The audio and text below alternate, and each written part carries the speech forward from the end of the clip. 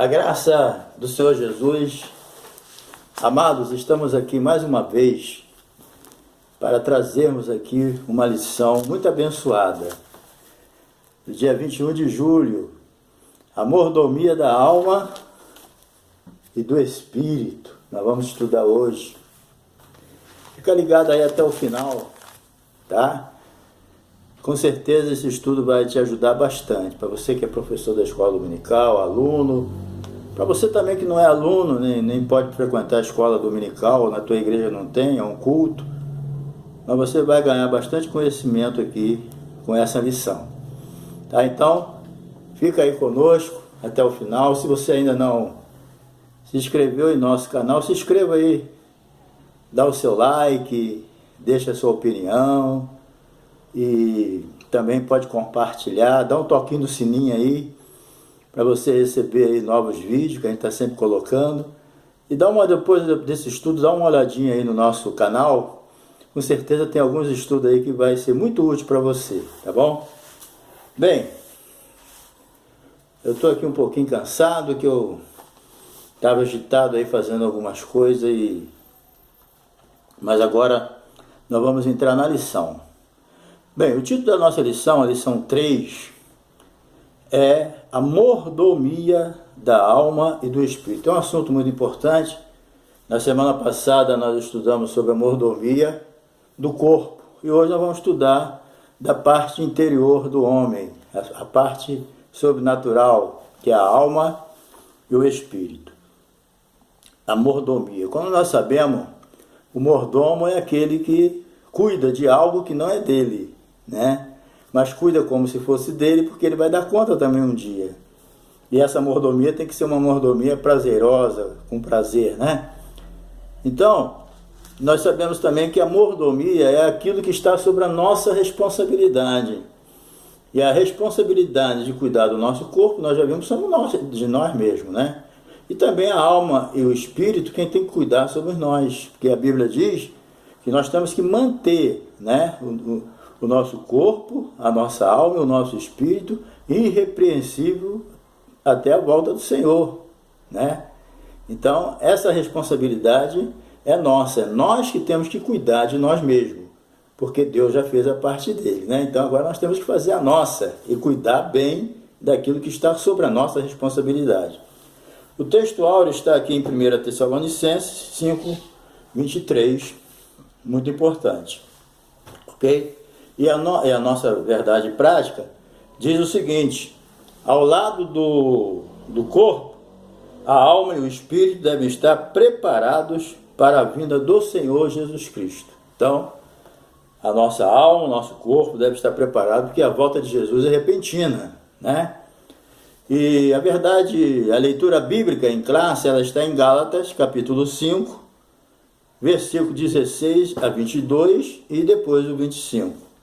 O nosso objetivo geral é conscientizar-se que ao lado do corpo, a alma e o espírito devem ser preservados para a vinda do Senhor. Nós temos aqui também os objetivos específicos, que é conceituar alma e corpo, alma e espírito, relatar a mordomia da alma e a mordomia do espírito apresentar, ok? Bem, nós vamos hoje estudar, como eu já disse, da mordomia da alma e do espírito.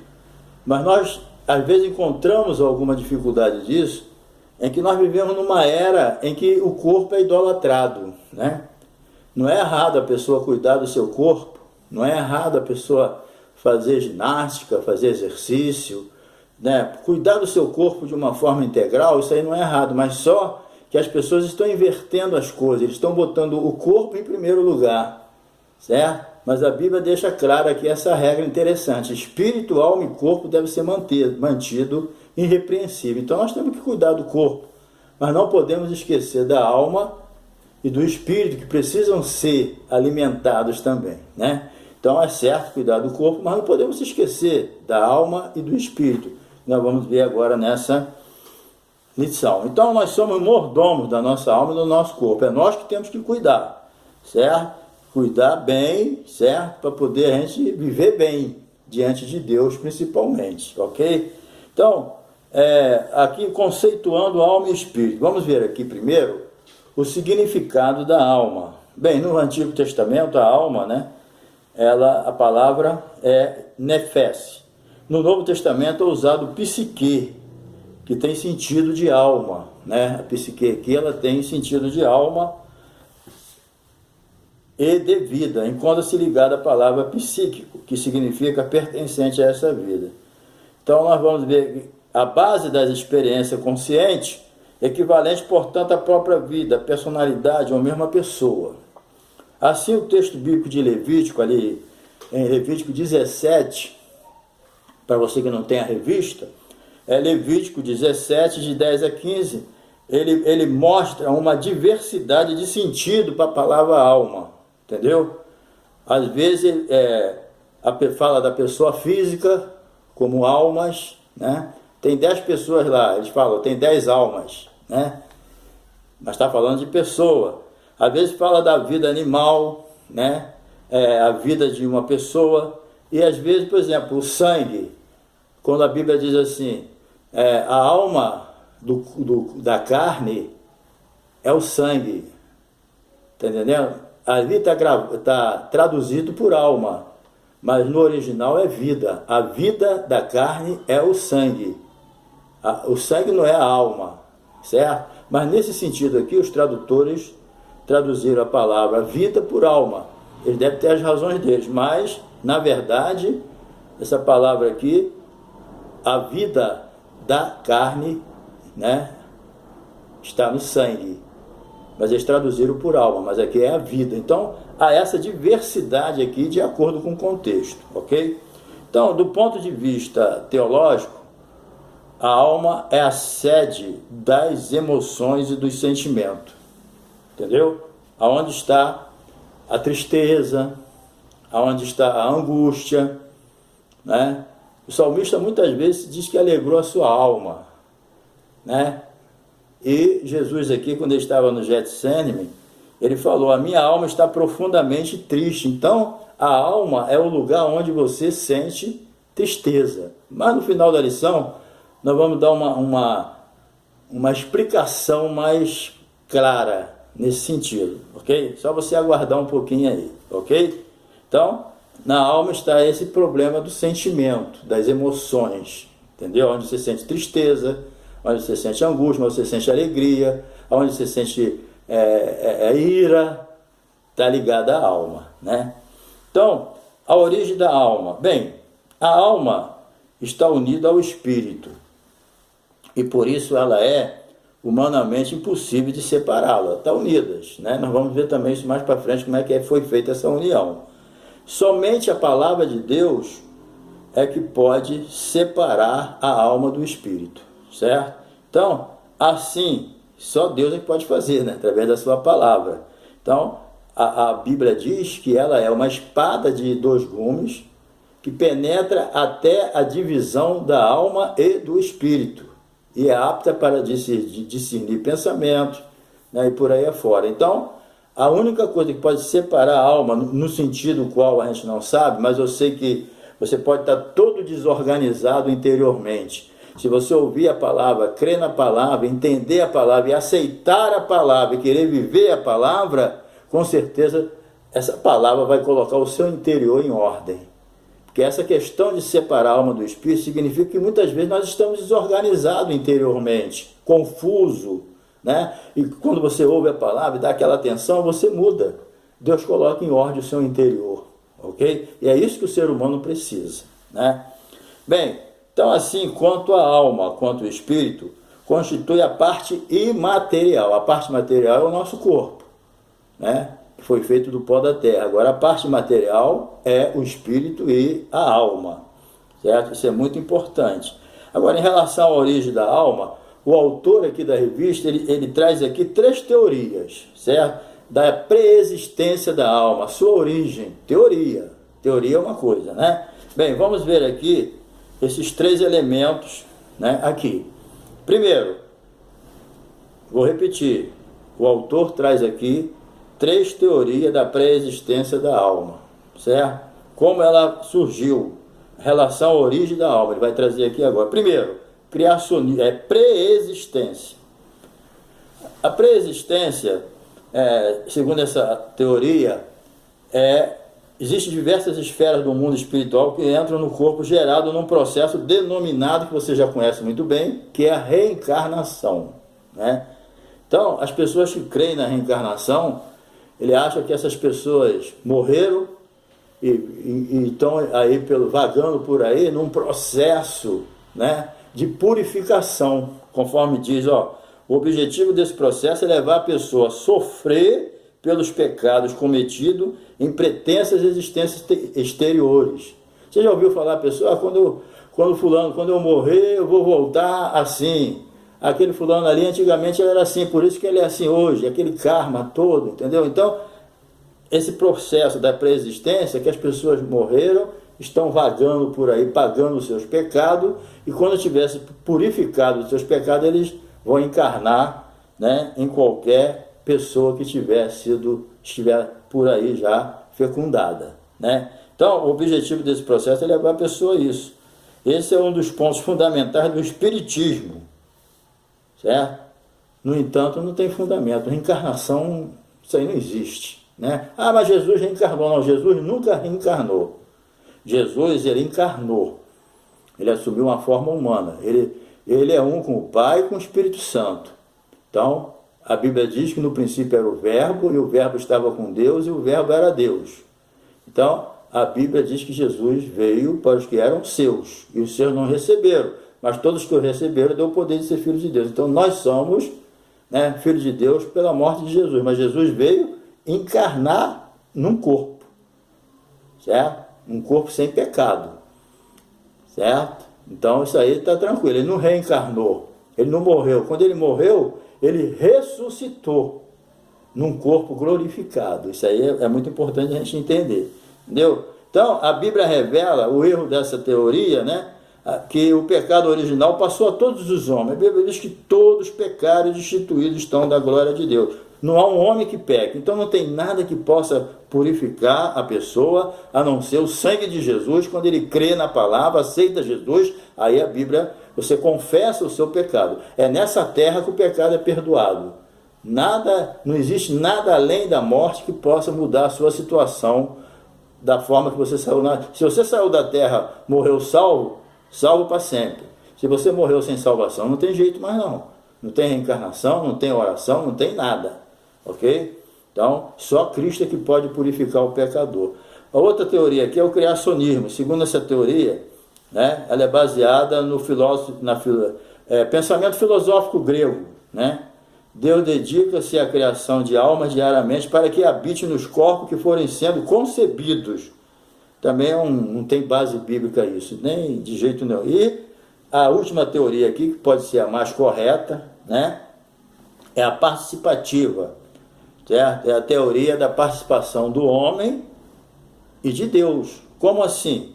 Bem, a teoria expressa que Deus dá vida a todas as pessoas, olha só, gerada de acordo com as leis da reprodução biológica gerada por ele. Então, é através da relação sexual que ali é fecundado ali, né? Então, com certeza, a reprodução biológica tem que ter a participação do homem, segundo o critério que o próprio Deus criou. Então, Deus faz o milagre da vida, entendeu? Então, essa teoria eu até aceito, entendeu?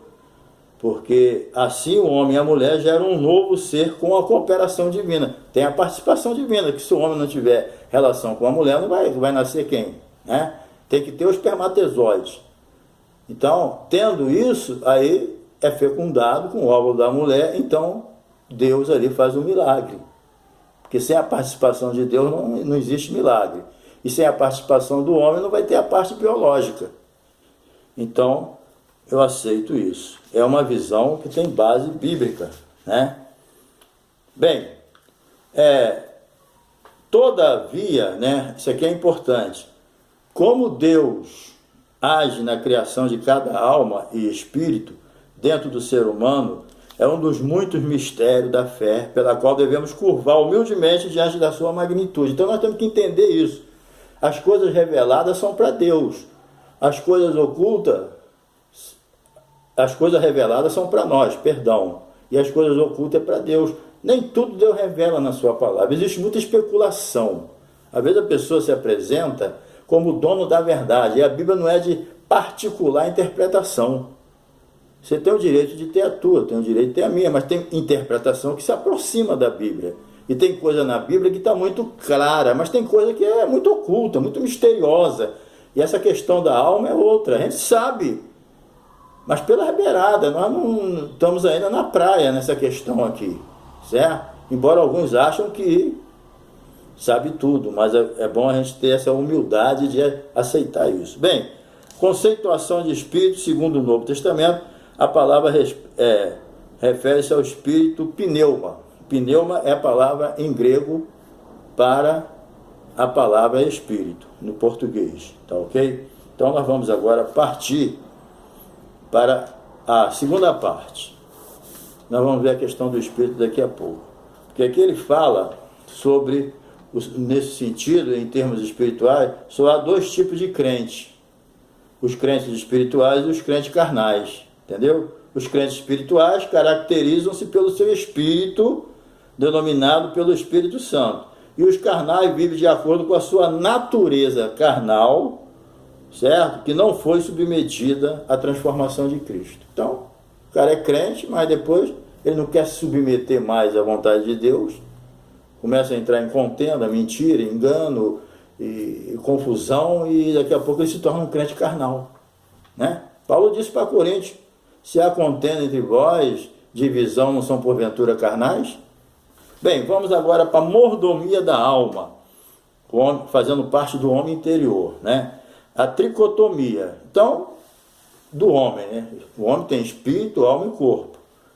E afirmamos que o ser humano é um ser tricônico, ou seja, constitui três partes: o corpo material, né?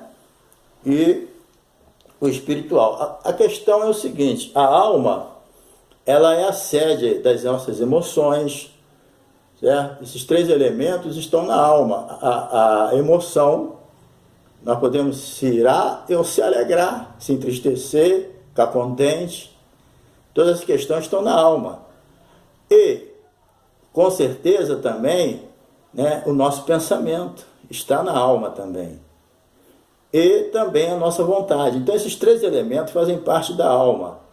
Porque quando Deus criou o corpo, disse que o homem foi criado do pó da terra, está falando o corpo. Então quando Deus soprou, né, o espírito ali, o fôlego de vida naquele boneco ali, a Bíblia diz que o homem se tornou alma vivente, ou seja, ele se tornou uma pessoa. Então, o encontro do sopro de Deus, que é o espírito, com o corpo humano, surgiu um terceiro elemento. Qual? A alma. Era como se Deus falasse assim, soprou, né, o sopro divino no homem, e ele se tornou uma pessoa.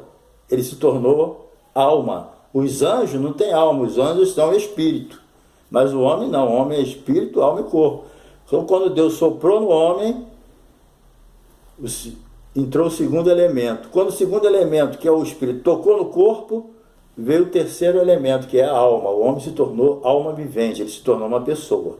Ok? Então, nessa pessoa está os pensamentos, está a vontade e está os sentimentos, as nossas emoções. Então, isso é muito importante. Então, eu sou mordomo disso. Eu que tenho que cuidar dos meus pensamentos, é eu que tenho que cuidar das minhas emoções, e sou eu que tenho que cuidar da minha vontade para mim não fazer a minha própria vontade. Tudo isso, tudo na dependência de Deus. Toda a nossa mordomia por aquilo que Deus colocou na nossa mão, nós só vamos ser bem-sucedidos se nós dependermos de Deus. Sem Deus nós não vamos muito longe.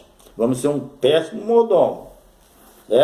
Então, a mordomia da alma, a Bíblia declara que a alma do homem, assim como o espírito e o corpo, deve ser conservado irrepreensível. Então, quem tem que manter essa condição de irrepreensível sou eu. Eu tenho que cuidar do meu espírito, alimentar ele. Eu tenho que cuidar da minha alma, né? Porque no nosso espírito, então, veja bem, na nossa alma está a vontade, a emoção e o pensamento. Mas no espírito está a consciência, a intuição e a comunhão. Entendeu? O homem não recebe revelação de Deus na alma, na mente, aqui, ó, dentro. O homem não tem intuição, Deus não mostra o que ele tem que fazer na alma, mostra no espírito. Então o espírito é a parte que está ligada com Deus. Então o homem, com o seu espírito, ele tem conhecimento de Deus. Com a sua alma, ele tem conhecimento de si mesmo.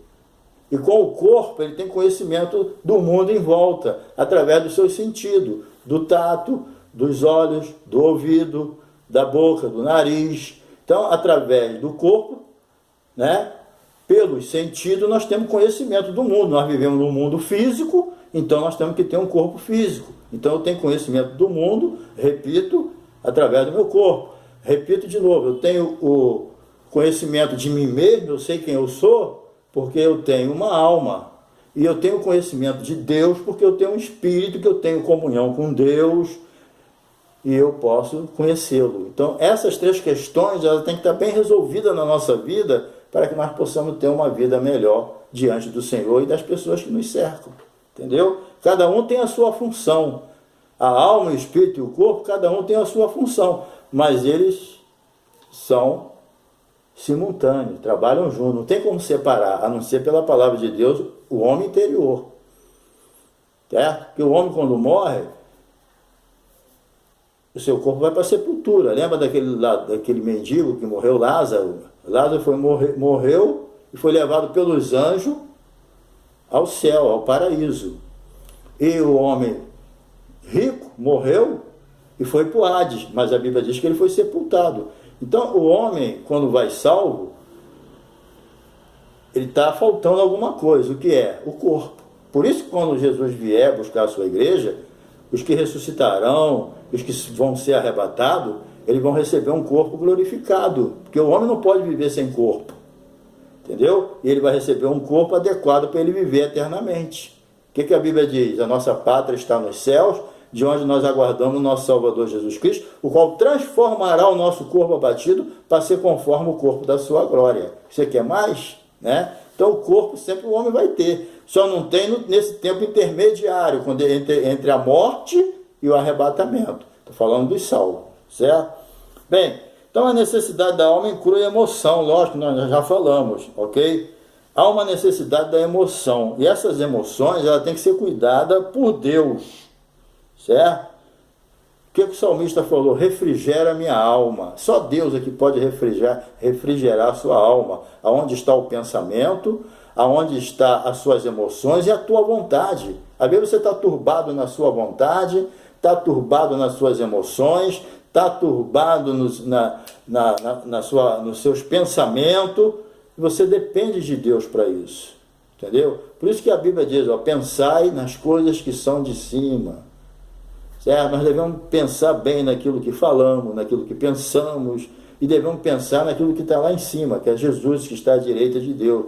Pensar em tudo que é puro, tudo que é verdadeiro, entendeu? Mas só vamos fazer isso com a ajuda de Deus. Nós temos que saber e aprender a depender de Deus. Muitas vezes nós temos que dobrar o nosso joelho e falar, Senhor, me ajuda a ter bons pensamentos, direciona meus pensamentos. Senhor, me ajuda a ter as minhas emoções equilibradas. A Bíblia diz, lançando sobre ele toda a vossa ansiedade, porque ele tem cuidado de vós. A Bíblia diz também lá em Filipenses, né? Não andeis ansiosos por coisa alguma, entendeu? Mas antes apresentai diante de Deus as vossas súplicas, as vossas orações, entendeu? E a paz de Deus, que excede a todo entendimento, guardará os vossos corações. Nós temos que aprender a lançar sobre Deus os nossos problemas, para a gente manter as nossas emoções, a nossa vontade e os nossos pensamentos equilibrados com a palavra de Deus. Entendeu? Porque só Deus é que pode refrigerar a sua alma, mais ninguém. E quando ele refrigera a alma, o pacote é completo. É o pensamento, a emoção e a vontade. Tudo é refrigerado, entendeu? É isso que a gente tem que entender. E a alma, ela precisa ser santificada. E a alma só é santificada quando nós nascemos de novo. Quando você nasce de novo, sua alma foi separada para Deus. Entendeu? A sua personalidade. Entendeu? Mas para isso precisa o quê? se arrepender dos seus pecados, confessar a Cristo. É o próprio Deus que nos santifica, entendeu? E também, conforme eu já falei, a Bíblia diz aqui, abstende de toda aparência do mal. O mesmo Deus de paz vos santifica em tudo, vosso espírito e alma e corpo sejam plenamente conservados para a vinda do Senhor Jesus Cristo. E também a santificação dos pensamentos, né? Nosso pensamento tem que passar pelo filtro da palavra. O que eu ando pensando está certo? O que eu ando pensando está correto? Né? É isso que nós temos que ter, porque o próprio Jesus diz, né, que lá em Mateus 15, 19, que do coração aqui procede, lá do íntimo, né, e aqui procede maus pensamentos, morte, adultério, prostituição, furto, falsos testemunhos, blasfêmia. Portanto, não podemos pensar só no que não fazer, mas também no que não pensar. Eu tenho que pensar, eu não estou fazendo isso, mas também não posso pensar. Então, nas minhas atitudes tem que ser santa, mas não só de aparência, porque o meu coração tem que ser santificado, os meus pensamentos tem que estar santificado. Não adianta eu achar que estou vivendo bem fazendo uma coisa, mas estou pensando outra. Deus não aceita isso, né? Mas com a ajuda de Deus, Ele coloca todas as coisas no lugar. Bem, então nós vamos aqui finalmente para a mordomia do Espírito. Conforme eu disse, no nosso Espírito é que está o nosso relacionamento com Deus direto. A alma sempre seguiu sendo nós no mundo, o nosso corpo, instrumento de pecado, instrumento da iniquidade, quando nós não éramos cristãos, então a alma se habituou a ceder ao Espírito. Mas quando nós nascemos de novo, o Espírito é regenerado, porque o Espírito testifica com o nosso Espírito. Quando o Espírito nasce de novo, a alma ela vai deixando de obedecer à vontade do corpo para obedecer à vontade do Espírito. Porque agora o Espírito está ligado com Deus. O Espírito não está mais adormecido pelo pecado. Ele nasceu de novo, é uma nova criatura em Cristo Jesus. Nós nascemos do Espírito. Então, a partir de agora, nós somos uma nova criatura. Então, o Espírito agora está ligado com Deus. E a alma agora começa a obedecer ao Espírito que o Espírito recebe de Deus. Não mais o corpo. Mas o corpo não quer ceder às vezes, né? Por isso que o velho homem, o nosso corpo, tem que estar crucificado. Entendeu? Para não desobedecer à vontade de Deus. Então, no nosso espírito, nós temos a nossa consciência, né? Essa consciência é que nos mostra se estamos agindo errado ou certo, mas não pelas coisas exteriores, por aquilo que a gente recebe de Deus no nosso íntimo, certo? Porque às vezes nós estamos vivendo politicamente correto, mas interiormente não estamos agradando a Deus. Então nós temos que tomar cuidado. Então essa consciência de certo e errado aqui é diante de Deus, daquilo que Deus tem falado no nosso coração, uma coisa íntima. E a intuição também, certo? Não é a intuição das coisas que vêm da mente, não. Ela é aquela intuição sobrenatural que vem de Deus, aquela revelação que Ele te dá, aquela orientação que Ele te dá. Às vezes você quer fazer uma coisa, lá no íntimo você sente, lá no espírito você diz, não devo fazer isso não. Não vem da mente, entendeu? Quem usa, existe o crente da alma, aquele que não nasceu de novo, mas é religioso. Ele vive fazendo tudo certinho, mas ele não nasceu de novo, ele é o crente da alma. O espírito dele continua morto, porque ele é religioso. O cristianismo não segue um rito. O cristianismo segue uma pessoa chamada Jesus. E para seguir uma pessoa chamada Jesus, tem que nascer de novo. Entendeu? Aí quando ele nasce, é uma nova criatura em Cristo Jesus, está tudo bem. Ok? Bem, então, andando no Espírito, né, vamos ver aqui, na mordomia do Espírito, o crente deve procurar andar em Espírito. Isso aí é eu que tenho que procurar. A mordomia do Espírito é simples, é você andar em Espírito. Entendeu? O texto diz, né? Digo, porém, andar em Espírito e não cumprireis a concupiscência da carne. Ok? Isso aí que é a mordomia do Espírito. É quando você procura andar em Espírito, andar segundo a vontade de Deus, você está tratando da tua mordomia, está cuidando dela. É isso que Deus quer que você faça contigo. Certo? Então, andar em Espírito é viver em obediência, na direção do Espírito Santo, em todas as áreas da nossa vida, entendeu? mas guiado pelo Espírito Santo. Nós não podemos estar fazendo a nossa vontade achando que estamos certo. Toda a nossa vontade ela deve ser checada com a vontade de Deus. É isso que Deus quer? Então eu vou continuar fazendo. Entendeu? Então, se nós vivemos em espírito, irmão, nós temos que andar em espírito também. Não, eu estou vivendo em espírito, mas não ando em espírito, está andando na carne, essa visão está errada, vai te prejudicar. Bem, encerrando, frutificando no espírito. Quem faz bem a mordomia do espírito, vive no espírito e anda no espírito, ele vai dar fruto.